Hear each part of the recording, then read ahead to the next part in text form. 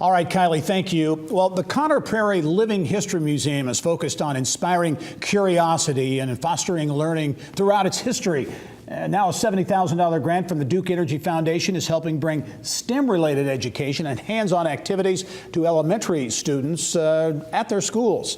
In this week's Eye on Education report, Conner Prairie CEO Norman Burns is here to explain how the initiative works and the potential impact. And Norman, welcome to the program. Thank you, Jerry. Yeah. How about in terms of Conner Prairie and this $70,000 grant from the Duke Energy Foundation, how will it be used? Well, actually, it's being used to help us do outreach throughout the state. So we're going to be serving, especially those counties that find it difficult to get to Conner Prairie because of transportation issues. So we'll be touching 69 of the counties within the state of Indiana.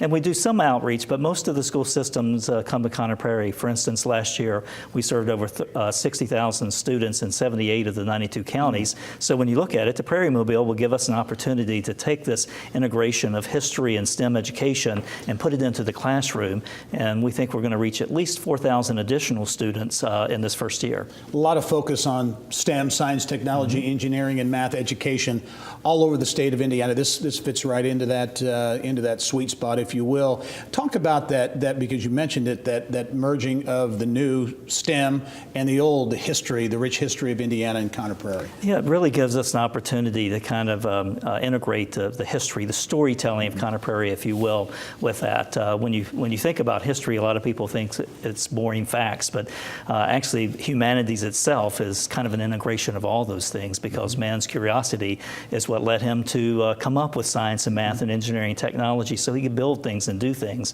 So that's what Conner Prairie has always been doing. So integrating, once again, these historical stories with science and mathematics and such gives students an opportunity to really experiment and critically think and problem solve, and that's really what a history site like Conner Prairie does well. And this is part of I think what I would say is maybe a broader effort in doing new things. We did a story earlier this year on the new makerspace at Conner Prairie, which really connects with young people in a very modern way and some of the real trends going on right now. Well, that's right. That's another example of problem solving, applying what we do well in the 19th century in Prairie Town and taking those skill sets and putting them in a modern setting so children have an opportunity, and adults alike, to actually come in and build things and learn from it. And so it's been a huge success for us. Back on the STEM initiative with Duke, this is focused on young people ages 2 to 6, right? And you're also going to integrate Conner Prairie, the interpreters and others